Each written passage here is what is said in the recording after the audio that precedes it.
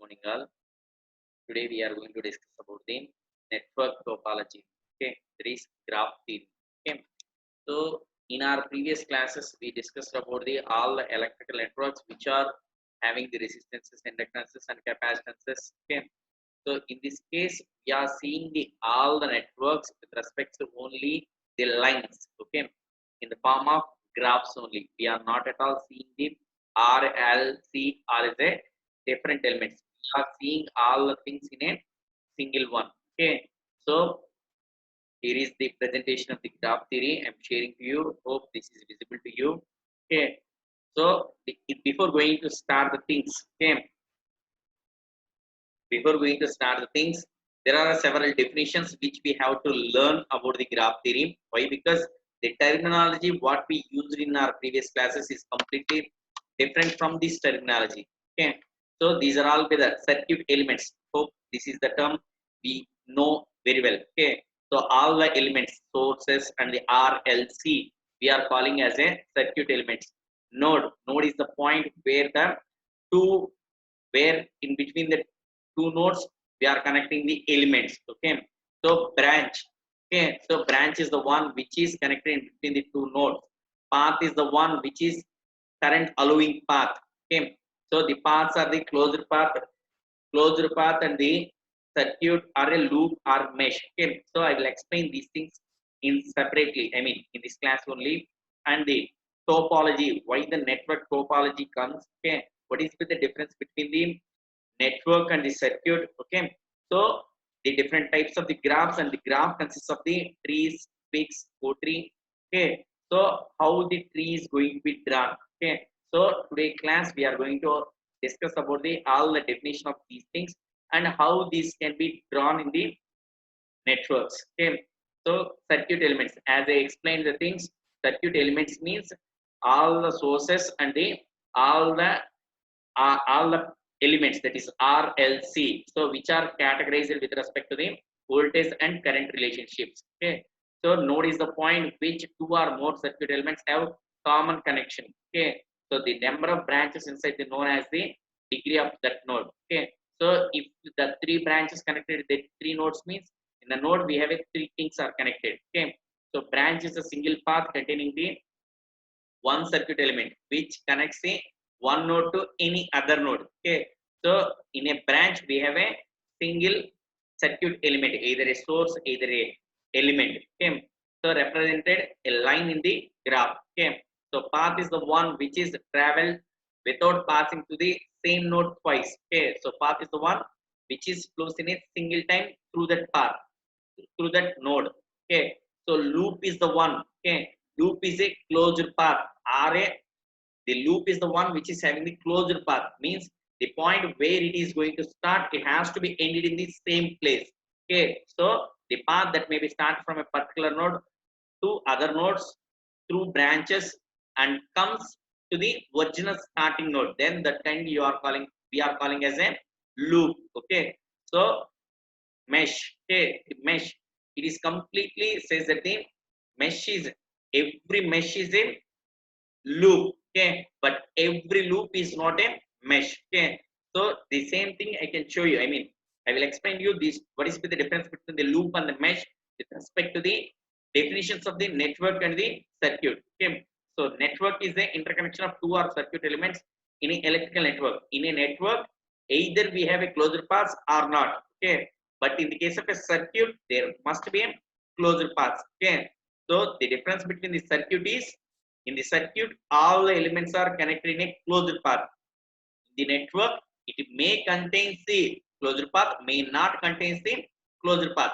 Similar way loop and the mesh. Okay, so similarly every circuit is a network, but every network is not a circuit. Why? Because in a circuit it must consist of a closed path. Okay, so planar circuit, the planar circuit drawn in a plans, I mean plane surface such a way that no branch passes over or under the other branches, means there is no crossover. Okay, we are not at all going to draw any circuit with a crossover. Okay, the topology, okay, it deals with the properties of the networks which are unaffected when the network is stretched, I mean stretched, twisted, and other destroyed things, okay, with respect to size and shape, okay, the relationships of the each circuit element must be the same if we represent the circuit element with respect to the topology, okay.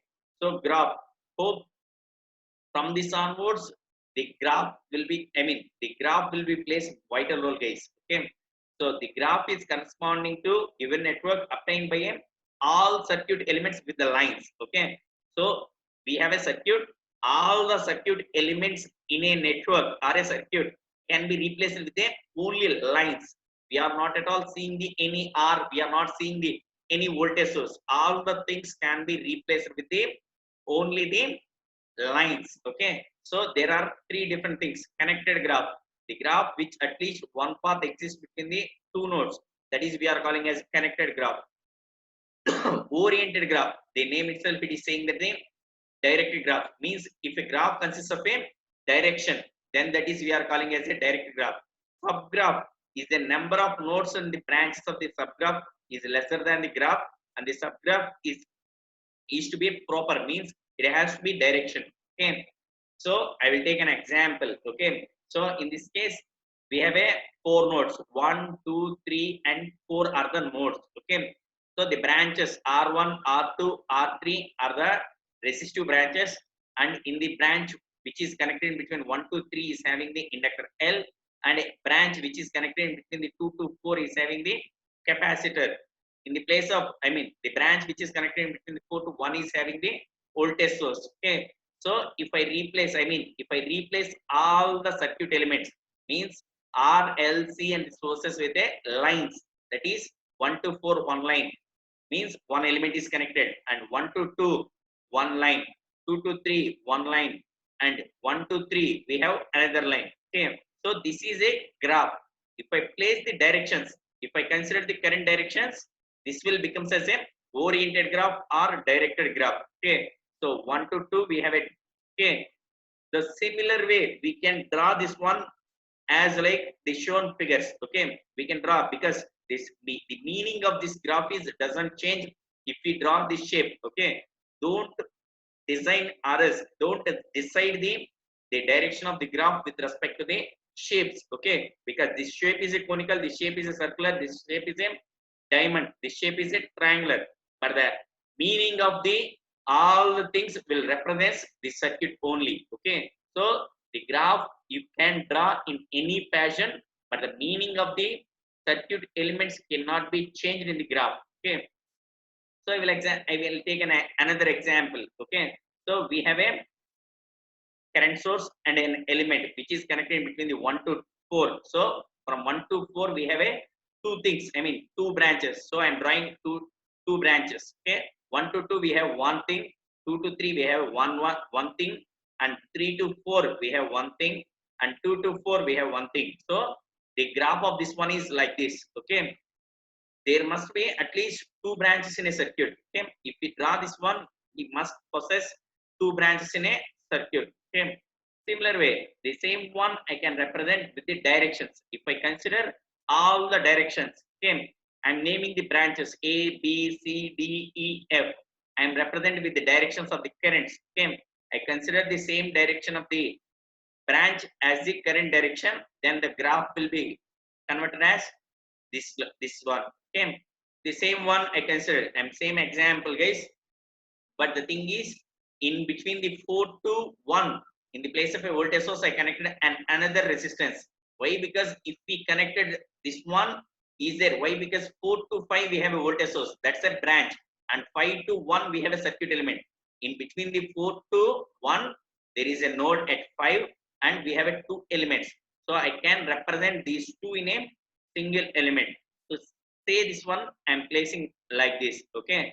So I replaced this one with a voltage source is short circuit and current source is open circuit. Why? Because all the circuit elements we have to consider only the circuit elements. We are omitting the sources. If we have a voltage source, means we can represent this one with a short circuit, okay. So I am representing with a short circuit so that 4 and 5 nodes become single node, okay. So the network graph will be shows like this, okay. From the graph only we are going to draw these things, okay. from the graph, we are going to draw the tree. Okay, a connected subgraph is having all the nodes without any loop. Okay, thus the tree is a subgraph that has the following properties.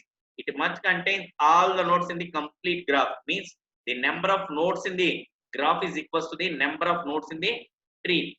For a graph having the n number of nodes, then the tree has having the n minus 1 branches. Okay, means n minus 1 twigs. I will define you over here. Okay, why? Because the branch in a tree we are calling as a twigs. Okay, so if we have a n number of nodes, the branches in a tree is n minus 1. So the number of loops will be, okay, so we have a b branches. Okay, we have a total branches of b and the total twigs is n minus 1. So the remaining b minus n minus 1 will give the number of links, that is number of links or chords. Okay, so the link is the one which is removed from the graph. Okay, the links of which is removed from the graph while forming the tree. Okay, the link and tree are completely represented. I mean, the links are always represented with the dotted lines and the twigs is always represented with a strong line. Okay, the core tree is a, the graph consists of a link with known as core tree, guys. Okay, so I'm considering a network. I mean, considering a graph. Okay, so this is my graph. Okay, I have to consider twigs such that there must be no closed path before going to select the twigs. Okay, the formula for the number of twigs is n minus 1. We have a four nodes. Okay, so the number of twigs will be n minus 1. So n minus 1 means 4 minus 1, that is 3. Okay, so we have a twigs. Okay, we have to consider twigs in such a way that there must be no closed path. Means if I consider 1 2, I mean 1 to 2, a b and d as a twigs, means remaining 3 will become loops. Okay, so I can represent loops with a dotted lines. Okay, if I consider c as a twig, means it will become a closed path. If I consider d as a twig, means it will give the closed path. If I consider f as a closed path, if I consider f as a twig, means f and e as a twig, means it will give the closed path. So I never in a tree there is no possibility of closed path with the twigs. All the twigs must be open loop. There is no closed path has to form in the tree. Okay, similar way if I take another option. Okay, so another option is I'm considering a as a twig and f as a twig and d as a twig, means 1 to 2 a is a twig and 2 to 4 is a twig and this one is a twig. So in this case also we don't have a closed paths. Okay, we can take another pattern also, a b f as a twigs. It is a possible. Why? Because if I consider a b f, there is no closed path. If I consider a c and e, we don't have any closed path. Man, we can draw many number of trees. Okay, we can draw many number of trees, but each tree, if we draw one tree, we have to do the problems for the concerned tree only. Okay, so these are all be the definitions which will be useful for our next classes. Okay, thank you guys, hope everybody doing good. Okay, be safe, have a nice day guys. Okay, thank you.